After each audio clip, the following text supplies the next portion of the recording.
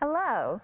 On behalf of the National Archives and Records Administration, I welcome you to our Becoming America lecture series. This is the second of 18 lectures scheduled at the Richard Nixon Presidential Library and Museum.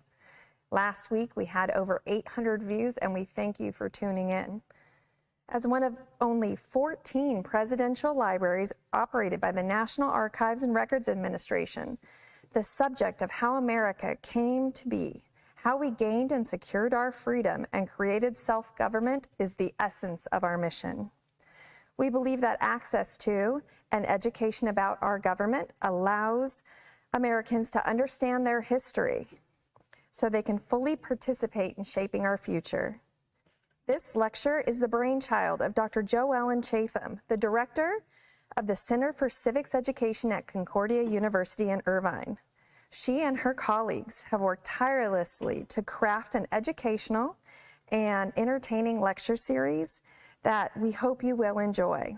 Lectures will last 45 minutes with a question and answer format following. Please email me your questions at rachel.fisher@nara.gov, or if you're joining us in the audience today and have a questions, please reach out to our staff members here on site. Now please help me in welcoming Dr. Jo Ellen Chatham.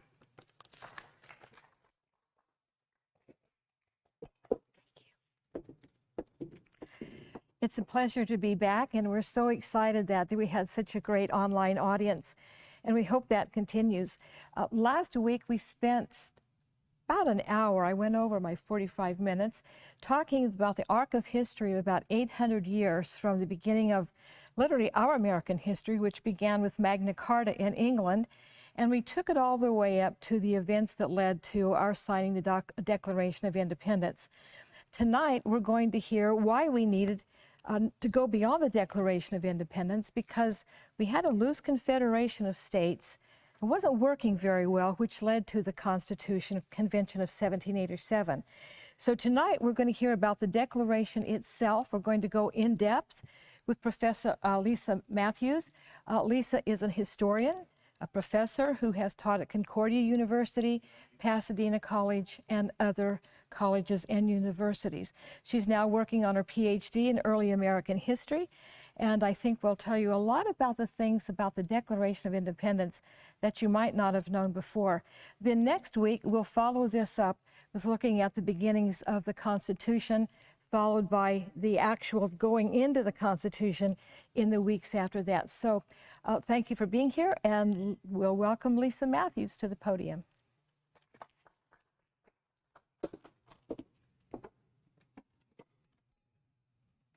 Thank you, Dr. Chatham. Good evening and welcome. Thank you for joining me and giving up an hour of your evening to come into conversation about the Declaration of Independence. There we go. It is a very daunting task to discuss the Declaration of Independence in America, to explore such a well-known document, to reveal new truths, to uncover unknown particulars. It's an impossibility. It is a self-evident truth that everyone knows the Declaration of Independence. Everyone has read the 1,337 words, and many of us can even recite whole parts of the document by heart. Perhaps you've even visited the National Archives and seen the original text preserved under glass. So what can I tell you about this document? Everyone knows what was written 200 years ago in Philadelphia during that hot summer of 1776. American school children learn from the earliest age those lofty words and phrases about liberty and freedom, about self-evident truths, about unalienable rights, about the pursuit of happiness. You know these words. You know the thing that binds all Americans together into a common ideological belief. What can we possibly examine today, right now, in this place, that we don't already know? How can we enjoy the next hour together without nodding off? And I don't know that I have the answer for that. And unlike my students in the classroom, I cannot hold over your head grades and diplomas and internships. Those aren't reasons you're going to pay attention. But I hope to review and refresh those common ideals that, as a piece of American heritage, we so often admire and quote, but so infrequently read and reflect upon. Doing this, I begin not with the words we all know, the ones each of our school child hearts embraces from so long ago. The introduction and the preamble are important, and we will explore these ideas as we go ahead. They are foundational and they are significant. But first, instead, we should start this evening midway through the document with the facts submitted to the candid world. Well, what were these facts? For the revolutionary generation, many of whom had grown up in America, removed from Great Britain as a physical place, but not as a conceptual location, it was tradition and heritage.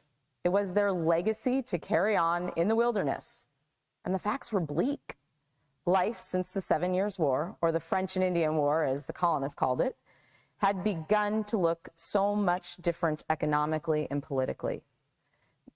The colonists, who had felt a great deal of pride as British citizens at the conclusion of the war, now felt like second-class Britons, or perhaps as stepchildren might when a new mother comes along.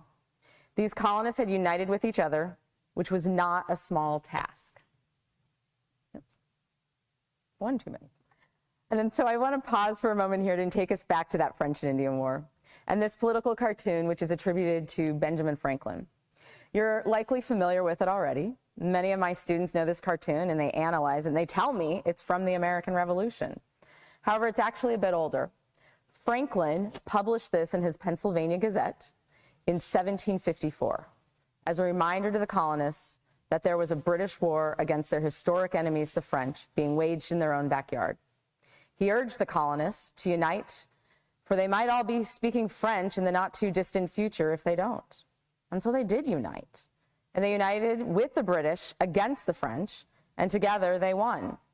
They had felt included in the building of an empire in North America and believed, as loyal British citizens, they had certain rights to be enjoyed as citizens. However, what occurred seemed contrary to the colonists' understanding of their place in the empire. With the proclamation of 1763, the end of Walpole's unofficial policy of salutary neglect, which had allowed the colonists to prosper in the late 1600s and early 1700s, shifted more of the burden for paying for the empire into the colonial governments, and in turn, colonial businesses and residents. So while it rankled the colonists, it was neither unexpected nor was it seen as unnecessary. Most colonists knew and understood that there was a price to be paid and a debt was owed for the relative peace and prosperity that they had enjoyed as part of the British Empire. What was deemed problematic was their view of how these new laws were to be deployed. You see, the colonists had grown used to running things in America on their own, in their own way. Local procedures developed that fit the needs of the place and the people who lived there. There was a reason why, when teaching about the colonies, your instructors broke down the various areas and pointed out what religions were prevalent where, what types of migrants settled here, and why one area was devoted to large-scale farming and another to small family farms, merchants, and artisans. These various situations required individual and unique solutions to their localized problems. And over time, the regions developed their own unique methods for running their colonies to suit those needs. What worked in one area might not work in another.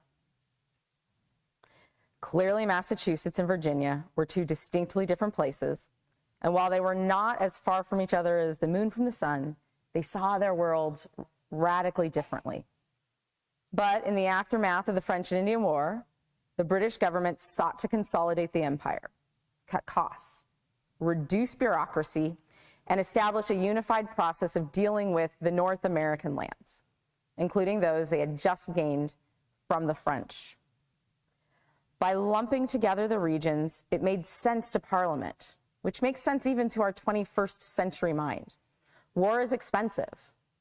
Cut the waste, find a means to increase revenue while decreasing costs. The Parliament, with an eye on the budget, tried to figure out how to make this happen. And as we remember from grade school, this meant taxes. We can recall the litanies of taxes we once studied back in the day. We will look at some of those in a moment, but it also meant restructuring the way in which taxes were collected and the ways in which governments in the colonies were run. And this, I would submit, is one of the key problems for the colonists. No longer would local decisions suited to local needs be dealt with by local peoples. Outside administrators from Britain were now imposed. There we go. It is this imposition on local autonomy, the colonists' ability to choose, which was the problem. While many official positions were still filled by colonists, in general, the officers were scrutinized more carefully. Many were now chosen by British government, not by the collective will of the community.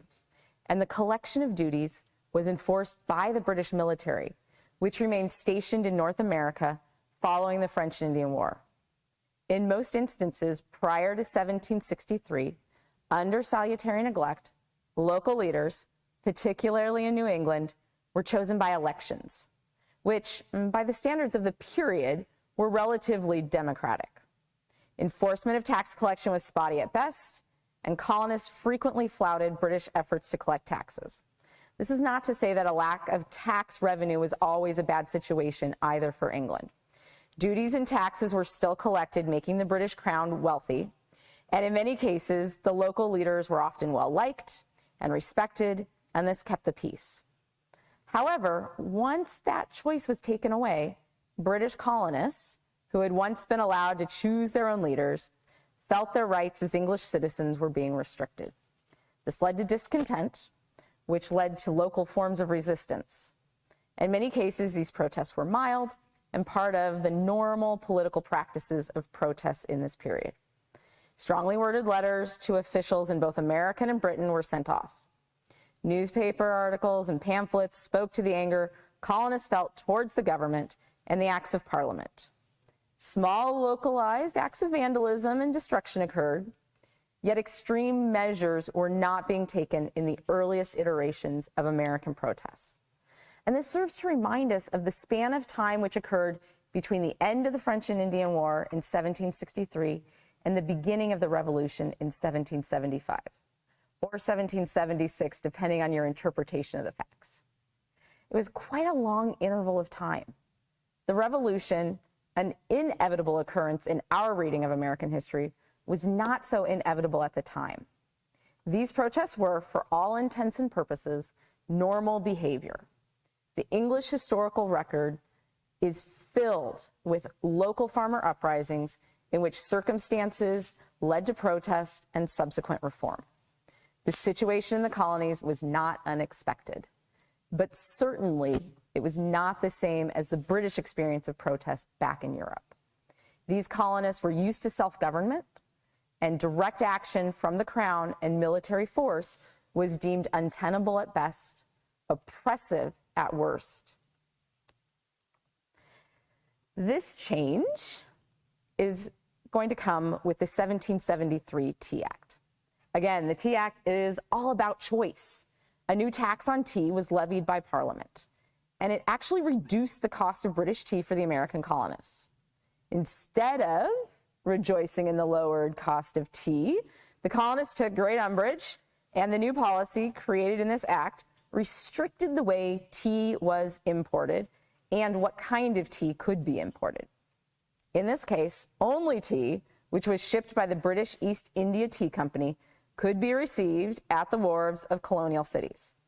All foreign tea, and the Dutch and the French were great tea merchants as well, were forbidden. This loss of choice set the colonists off. Again, there are numerous protests and attempts to petition for a chance to be represented in Parliament and to have a say in the governance of the American colonies. And again, the requests were denied. Ports refused to accept the British East India tea ships, and eventually the company was permitted by the government of Britain to dock at Boston. And Boston, under military rule, due to their history of protest and violence towards the officers of the Crown, was forced to permit the company to dock. The British protest group, known as the Sons of Liberty, refused to allow this to occur without making some kind of a statement. And hence we have the Boston Tea Party. As colonists, some symbolically dressed as Native Americans, and this is an effort to send a symbolic message that they are Americans, poured the tea into the Boston Harbor, and their destruction of property sought to target just that one product, to make a point about tea, to make a point about the Tea Act, and to send a message about similar acts restricting them to be made in the future. The colonists were not making idle threats about their commitment to their demands, about their rights as Englishmen, which they believed included the right to representation in Parliament. For a brief interlude here, I would like to assert that it was this event, the Boston Tea Party, that led to the phrase which is the title of tonight's discussion. Upon hearing of the colonists' actions in September of 1774, King George III wrote to Lord North, the Prime Minister, "The die is now cast. The colonies must either submit or triumph." This phrase would later appear in the writings of others regarding this relationship between the colonies and Britain. In February of 1775, Abigail Adams would also write, "The die is cast.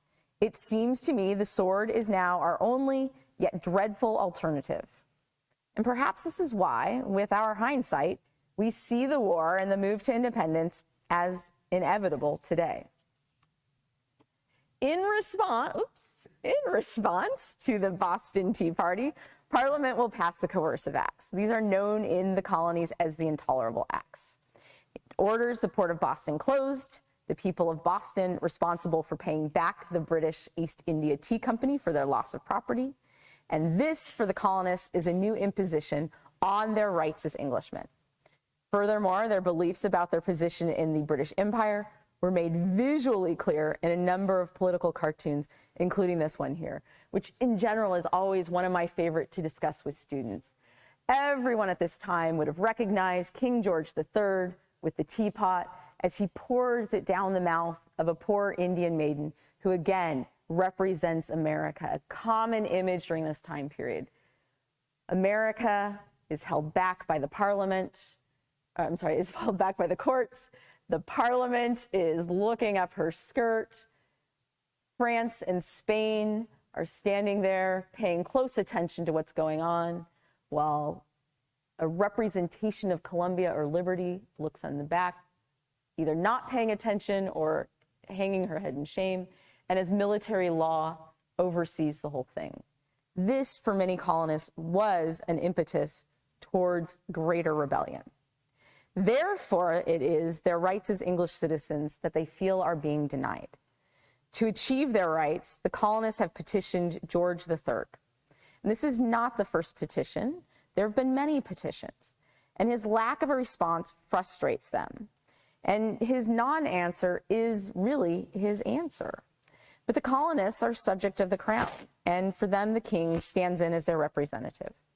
George III's failure to interpose on their behalf meant that he did not believe the colonists were being treated unfairly.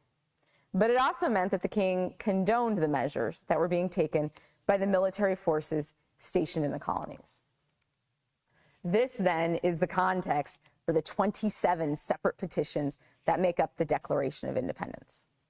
Using the Enlightenment beliefs about the nature and purpose of government, as well as Montesquieu's division of governments with a balance of power between the sovereign and the administrative branches, the colonists indicted the king for not stepping in on their behalf. When the powers of Parliament overstepped their authority and became oppressive, George III should have stepped in. Each of the enumerated charges in the Declaration of Independence against George III speaks directly to issues that the colonists believed denied them specifically guaranteed rights under British law or tradition. The document never condemns the Parliament, but holds George III liable for the conflict which had begun previously in April in Lexington at Concord. What specifically had the king done? First, the colonists addressed the king's failure to check the Parliament in the passing of wholesome and necessary laws for the public good, or allowing local laws to be made by local officials in a timely manner, or allowing legislative bodies to meet, but in places too distant from those being governed to attend and to have a say. They didn't have a say in Parliament. The king had rejected their local elections and dissolved representative houses repeatedly for opposing with manly firmness his invasions on the rights of people. The first 6 sentences speak to the people's right to form assemblies and to attempt local self-governance. Yet the king they're going to charge had acted against what British citizens traditionally had been allowed to do. This was bad behavior on the part of the king. And any 18th century student of history would have been able to recall that the ramifications of such behavior had led to an English Civil War and the removal of Charles I's head from his shoulders. Yet the king had not stopped there. These behaviors of the king fomented unrest and left the colonies vulnerable to attack from without and within. The colonists accused the king of inciting native tribes to fight with settlers in the West. The colonists also feared threats from outside forces like the French in the western frontier and the Spanish to the south. Additionally, internal disputes over trade and land existed among the colonies as well. In essence, the king had failed to maintain safety and security in all of these above actions. Since the colonists had lost their self-governance, uncertainty over the peace and stability of their situation had grown. And this was further seen in the king's upholding of the Proclamation of 1763, which refused colonial migration into new lands gained in the French and Indian War, which led to squabbling between the colonies over who owned what territory. This, in fact, had nearly led to war between the colony of New York and the settlers striving for recognition and establishment of Vermont as a colony. Keeping the peace and maintaining a stable political situation was a duty a king owed to his subjects, according to the prevailing opinion of the period. Additionally, George III had failed to protect the colonists' legal rights. To the colonists' points of view, courts treated colonial subjects with less care than their British counterparts back in England. To cut costs and bureaucracy, courts were consolidated to one locale. The court system was relocated to Nova Scotia, and this made it impossible for many businessmen, many colonists, to travel to court to defend themselves in cases. This left merchants with judgments levied against them, fees that then needed to be paid as a result. In some cases, this bankrupted businesses. It disrupted local economies, and these judges were often seen as corrupt ministers of the king rather than fair and impartial judges who were having the best interests of all of the colonies. The king, not the people, chose the judges, and so these judges were dependent on the king to maintain their positions, and these were lifetime appointments, further leading to this idea that these were corrupt judges. As a result, cases rarely went against the king. So for many colonists, they wondered, how could fair and impartial actions be taken if the officials had no reason to act in the interests of the colonists? Their case against the king was not finished yet. The colonists feared the force that the king could wield with a standing army stationed in the colonies. The constant threat of military action against the colonists was, in places like Boston, a daily threat prior to the shots at Lexington. A large standing army was oppressive, and it was an enforcing arm of the law and the parliamentary acts, which the colonists found distasteful. Furthermore, many of the troops that were in the army were not British, but foreign mercenaries, like German Hessians. And these military forces were a threat to colonial life. And we see that in the Boston Massacre. This is another incident where we pause again. And this time we have Revere's famous engraving of the Boston Massacre, an event which occurred in 1770, but became a constant reminder that this threat of British soldiers, they posed on these people. March the 5th, the date of the original episode, became a local day of mourning in Boston. Each year on the anniversary, community remembrances were held with processions, speeches, and masks. The occasions were solemn and they were funereal. They served as living reminders of their local experience and their ongoing struggle with the troops stationed in their midst. Boston Massacre Day kept the protest alive, and they continued to hold Boston Massacre Days for almost 20 years after the event happened. It reminded the Bostonians of their rights as Englishmen to a free and unrestricted enjoyment of their city, and it didn't exist. Revere's engraving, colorized, distributed throughout the colonies, brought their protest to other places and served as a warning and a unifying factor, much in the same way Franklin's snake had during the French and Indian War. The ceremonies of remembrance, the visual images, reminded the colonists not only that 5 colonists were killed, but also that a miscarriage of justice had ensued in the trial of the soldiers following the massacre. In their indictment of the king, the colonists highlighted their anger with the soldiers involved in the massacre. These men, these soldiers, were able to act without impunity. When their trial ended, it was in an acquittal and light punishments, and that bothered the colonists. It's important for me to go on a side note here that this was a highly contested topic as well. This is the case which John Adams heard and became defended the soldiers in this particular case. Adams was a fervent patriot, it's worth noting, and he's an early advocate of independence. But he will be the lawyer for the accused soldiers. And that incident's going to cause him problems, sometimes going on into the future where people will accuse him of being a traitor. But as a man of principles, Adams sees himself as a defender of liberty, even for those soldiers who he wished to be expelled. When Adams takes this to court, his own thoughts on the matter is that dissent can be done, but in an orderly fashion. Riot and outright rebellion is not the option. He defends the British soldiers, and when he does so, he highlights the lawless actions of the crowd over the defensive actions of the redcoats at the Custom House. In the memory of the events of March 5th, colonists will continue their complaints about standing armies and the threats these pose to personal liberties. For most colonists, the threats of the soldiers were a greater threat than the protection that they offered. These soldiers were an oppressive force. They were designed to stop people from exercising their liberties. As such, the security in their own private homes was seen as in jeopardy in the Quartering Acts. These become further evident in the wake of Lexington and Concord, as the king had declared the colonies out of his protection and is going to wage war against them. All of this pushes towards one final dig at George III in those 27 petitions. The colonists accuse him of harming their trade with the rest of the world. This is only one small charge brought by the colonists, but I think it's an important distinction for us to consider. So much of the focus on the revolution is often placed on the economics of the situation, all about the taxes. And we can make links in some of the earlier things that we've talked about, which have been economic. This is the only one of the 27 charges that specifically calls out the king for a direct economic concern. The colonists assert that George III is responsible for cutting off our trade with all parts of the world. This is a major concern. In the context of the time, it's also an important concern for people in Britain as well.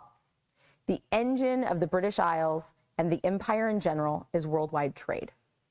The Empire of Britain is a direct result of mercantilism, of trading with other nations. By cutting off the colonists' trade with the rest of the world, despite the local ramifications like no tea from the Dutch, this move threatened businesses in England as well. In this one brief statement, the colonists connect themselves to the concern of the British businesses and trade, and they connect themselves then within an accepted British identity. The colonists assert their rights as Englishmen to freely trade throughout the world in the same way as their counterparts back in the mother country exercised their rights. It was therefore the king's duty to restore to them the rights granted and guaranteed to all English citizens. So this then takes us to their petition for redress. The accusation, all of those 27 petitions conclude with these words. In every stage of these oppressions, we have petitioned for redress in the most humble terms. Our repeated petitions have been answered only by repeated injury. A prince whose character is thus marked by every act which may define a tyrant is unfit to be the ruler of the free people.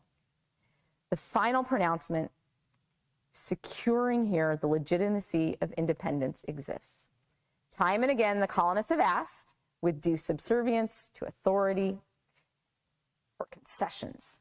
The king's failure to act, the repeated acts of parliament, which the king has permitted, marks the sovereign therefore as a tyrant, and tyrants are not to be withstood. The free English citizen has a right to live freely. Here the colonists take their stand against an unjust government. So what gave the colonists the right to assert these claims against the king? How could the common people, subject of the king's divine authority, level such charges against him? And here I'd like to return to the beginning of this document, to the introduction and the preamble. In this opening section, the colonists established their connection to English political thought and traditions. By the 1770s, these were firmly entrenched ideals. In the creation of the Declaration of Independence, the Committee of Five, the group that was formed by the Continental Congress to compose the Declaration, relied heavily on political theories of English philosopher John Locke. Jefferson, who became the chief author of the manuscript, had read Locke, as had others in the revolutionary group.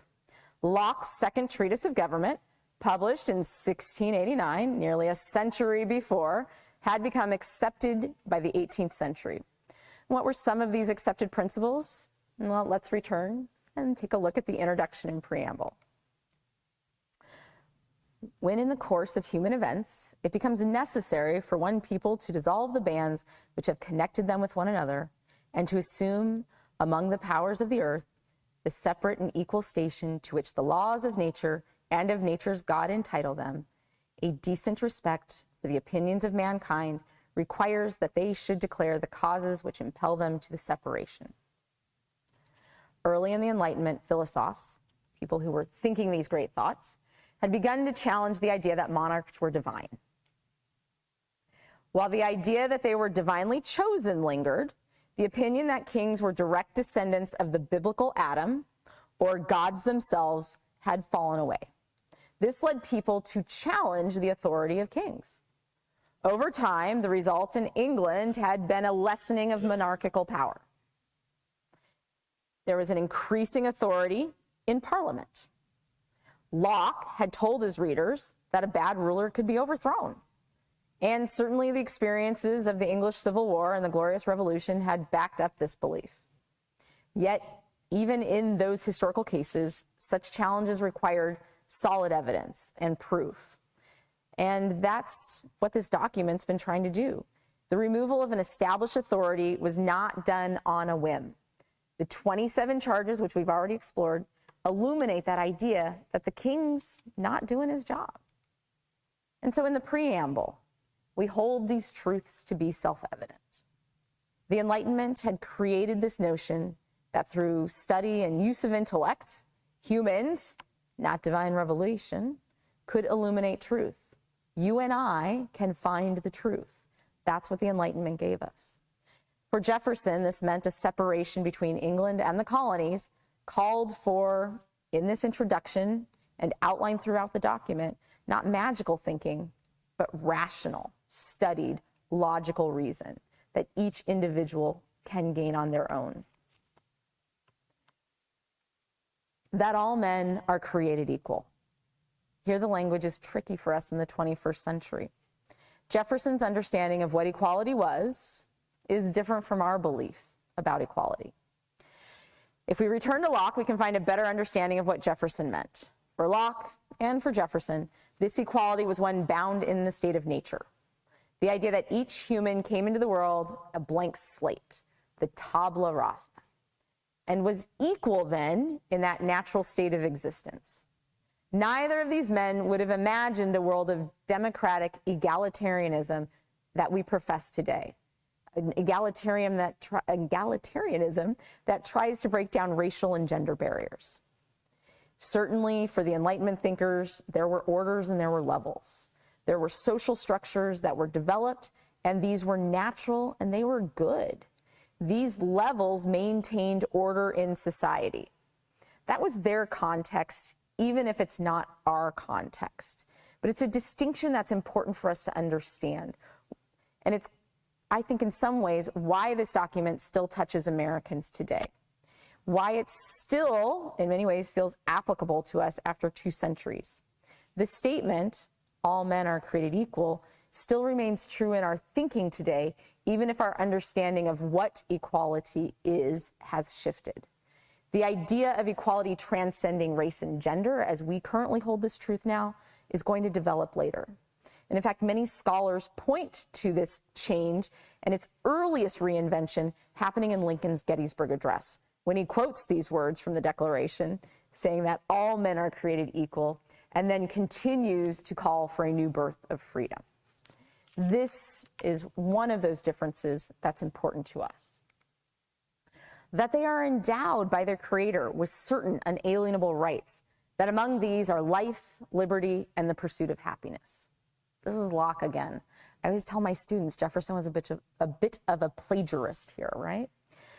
Jefferson lifts these words from chapter 2 of the second treatise, in which Locke affirms that each person has a right to be secure in their life, health, liberty, or possessions. These are given to each man by God. And whether it was Franklin, which is generally the story, who made the suggestion to change possessions to pursuit of happiness, we're not sure, but that's the story, that this change to the document has been important, and it's been much explored by scholars. By removing possessions, the document strays from one of Locke's major tenets about the importance of property and man's ability to acquire land to improve his situation through labor. Land equaled the ability to become free and independent. However, it also shifts the conversation away from economic concerns. It takes it away from all of those complaints that Jefferson lobbies about the king. It's not about taxes. It's not about trade. The substitution of the pursuit of happiness for possession changes the meaning of what independence was. Happiness could mean possessions, and certainly many people have things and they find joy in them. But it also connects the revolution to an ideological belief, which could be loftier and more unifying than this ability to just acquire material possessions. This phrase remains one of the most ambiguous features of the Declaration today. What is happiness? How does one pursue happiness? Can happiness be achieved? How do we define this idea? Is it universal? The struggle to define what happiness is remains alive and well today. And this may be one of the remaining reasons we continue to be fascinated and attracted to this section today. Happiness and the ability to secure happiness has been equated with the ideal of the American dream, an idea that develops even later than this. If we are to truly understand and create a unifying definition of what happiness is, we haven't yet been able to find it. that to secure these rights, governments are instituted among men, deriving their just powers from the consent of the governed. Locke, building now on Hobbes and other philosophers, employs the idea that society exists based on unspoken agreement, an agreement to follow a social contract. It is the idea that within this contract, humans consent to certain rules in order to maintain peace and security. It's to prevent chaos and unrest, to promise to give up parts of our own will for the good of others and hope that others will do the same. And in it, we agree to permit rulers to rule so that we can live freely and peaceably. For Locke and the founders, governments existed to protect the people, but only as long as the people consent to obey the government, and as long as the government does not unduly oppress the people. This leads to the things that are coming out in this Declaration of Independence. That whatever form of government, that whenever any form of government becomes destructive to these ends, it is the right of the people to alter or to abolish it, and to institute new government, laying its foundation on such principles and organizing its powers in such form as to them shall seem most likely to affect their safety and happiness. As soon as the peace is not protected, as soon as the government doesn't step in and keep things stable and well running, the consent of the people can be removed in favor of a new form of government, which will protect and secure the interests. And again, we find the word happiness. The malleability of that word remains here. It can mean so much more than any one person can determine and define. Prudence, indeed, will dictate that governments long established should not be changed for light and transient causes. And accordingly, all experience hath shown that mankind are more disposed to suffer while evils are sufferable than to right themselves by abolishing the forms to which they are accustomed. Indeed, Jefferson reminds readers that this was a slow, steady process of independency. The Enlightenment attitude of cautious and deliberate thought was employed. The colonists had removed emotion, and only when no other options existed did they take these drastic and final steps. Tradition still mattered. Their heritage as Englishmen still mattered to the colonists. But in order to live within the traditions of free-born Englishmen, they must demand those rights and protect them as past Englishmen have done as well. It is worth noting that later, after the writing of the Constitution, Jefferson would advocate that the Constitution should be rewritten every 20 years or so. This was not a calling for acts of rebellion or uprisings, but it was a profession that governments, while rooted in the traditions of the people, should be refreshed and updated periodically. In the same vein, when Jefferson wrote to Madison regarding the Shiite rebellion, that a little rebellion now and again is a good thing, he was never expressing a desire for violence against a constituted government per se. Instead, he's asserting the same idea in that 1787 comment as here in the Declaration, that people should express their displeasure to a government, and the government needs to listen. The relationship between the people and the government should be one of constant negotiation. Warfare is not the preferred method of negotiation, and Jefferson sees that negotiation as coming through the rational thoughts, the rational working of the people. But when a long train of abuses and usurpations, pursuing invariably the same object, evinces a design to reduce them under absolute despotism, it is their right, it is their duty to throw off such government and to provide new guards for their future security. We've already examined the long train of abuses this evening, so I won't go back into those. But as these words come just before that indictment, it's worth noting that Jefferson has set the scene for readers and that the list of abuses is to come. Such has been the patient sufferance of these colonies, and such is now the necessity which constrains them to alter their former systems of government. The history of the present King of Great Britain is a history of repeated injuries and usurpations, all having in direct object the establishment of an absolute tyranny over these states. Finally, Jefferson prepares the audience. The indictment is to follow. As discussed earlier, it's a list of grievances that center on the king, who, as Locke is allowed, must be removed if peace and harmony is to prevail. This is going to be a declaration of independence, a declaration which will separate them from a king who Locke says can be removed. The remainder of the declaration lays out the colonists' final rationales for their actions. The concluding remarks remind the king and parliament that there had been so many petitions and so many compromises, all of which could have prevented the bloodshed of the past year and the war that's to come. Yet here the two parties are engaged in a war nonetheless. Since the king had been squarely blamed, Jefferson calls on the British people to step in.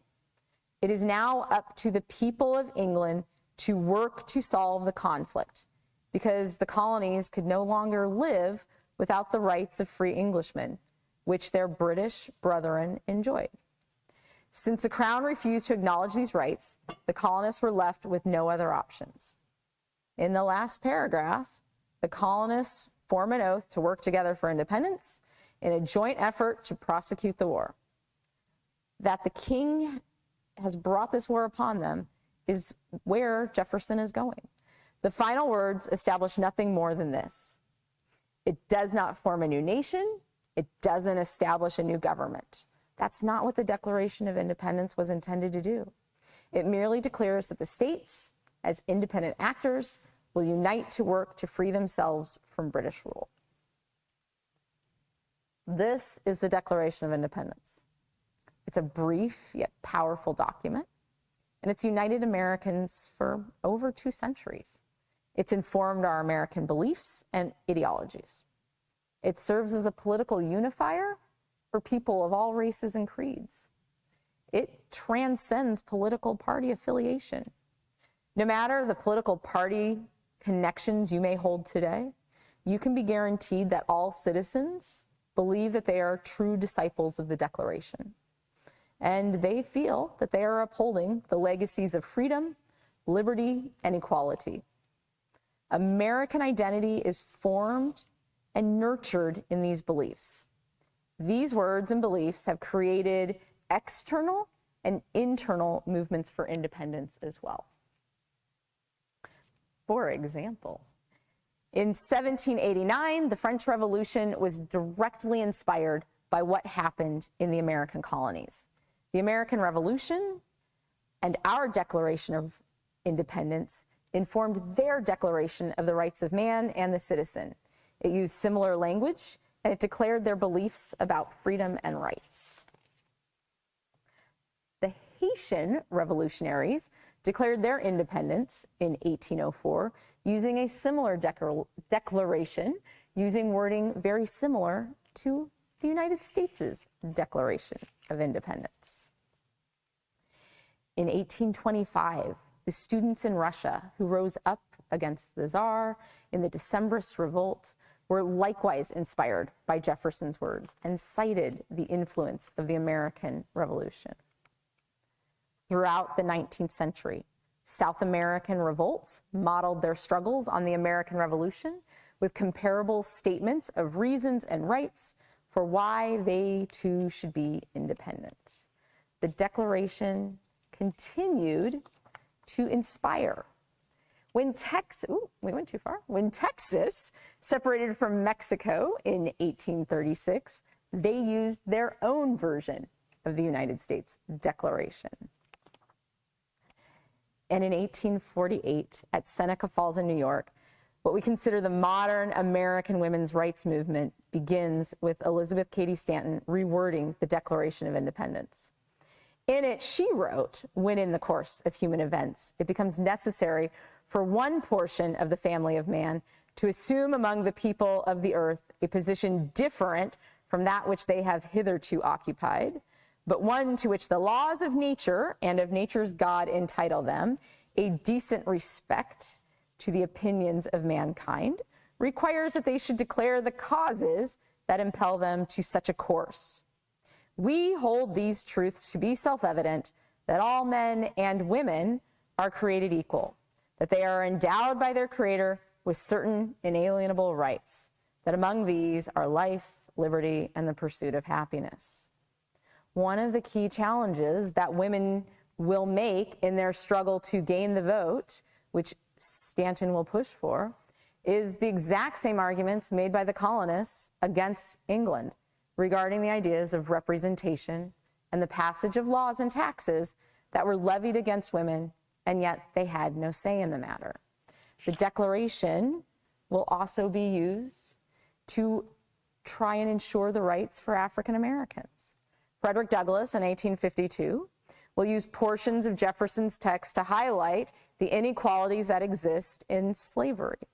In his oration, What to the Slave is the 4th of July, Douglass states, "You declare before the world and are understood by the world to declare that you hold these truths to be self-evident, that all men are created equal and are endowed by their Creator with certain inalienable rights, and that among these are life, liberty, and the pursuit of happiness. And yet you hold securely in bondage, which, according to your own Thomas Jefferson, is worse than ages of that which your fathers rose in rebellion to oppose.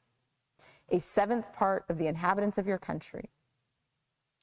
Douglass connects the Declaration of Independence to slavery. Slavery, he states, is a national shame, and it goes against the principles found in the Declaration of Independence. But it'll also be used in the secession crisis, when the secessionist writings of the South used the model of the Declaration of Independence to declare themselves separate from the United States at the beginning of the American Civil War. The South Carolina Act of Secession cites the Declaration's independence and preamble to legitimize their right to break away from the United States. They will describe the United States as an oppressive form of government, which they had a duty to abolish or to alter or abolish. Later, following World War I, Czechoslovakia, which is formed as a result of World War I, wrote their own Declaration of Independence to establish their legitimacy.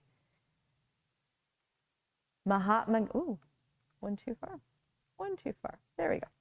Mahatma Gandhi will use the Declaration of Independence to break away from Britain and to declare sovereignty and self-rule for the people of India in the 20th century. In the 1945 Declaration of Independence for the Democratic Republic of Vietnam, they also will copy the lines from the preamble that all men are created equal. They are endowed with their Creator with certain inalienable rights. Among them are life, liberty, and the pursuit of happiness.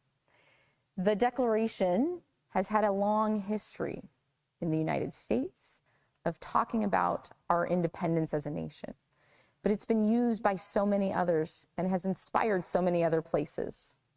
It's a brief but powerful document, and it's changed the way the entire world envisions liberty.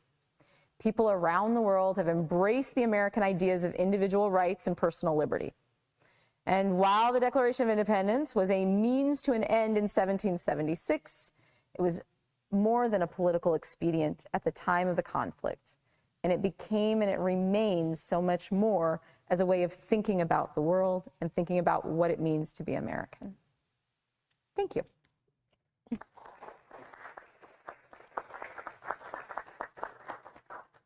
So, Lisa, we have one question, and it's from Eric, viewing online. What other documents are displayed next to the Declaration of Independence at the National Archives? Oh, well, when you go to visit the National Archives, there are other documents on display there. You've got the Magna Carta, which we often point to as being one of those precursor constitutional documents. And then, of course, copies of the Constitution as well. I believe there are several others, but those are always the two that stick out in my mind. And of course, it's been years since I've been there, but it's always a great trip. All right. Well, thank you very much. I want to thank you, Lisa, and thank you, Joellen. Oh, and I have one more Another question. Yay. I'll try. All right. So we have a question from the audience. Why did Canada remain loyal to the Crown? Well, this is a really good question. It's always been, and it was during the course of the war, one of those things that many of the colonists assumed that Canada would definitely want to push back against England as well and come on to our side. But for Canada, it's a little bit more complicated. Many of the people who lived in Canada didn't necessarily see the same kinds of oppressive things happening. It was a little bit more sparsely populated. Much of it really had more loyalty to the British Crown, and the war didn't impact them the same way. So there are lots of reasons, but those are some of the simplest ones for us to grasp without the complication of some of the other things that are going on. All right, well, I just want to thank everyone for attending. Thank you, Lisa. Thank you, Joellen. And thank you. Thanks.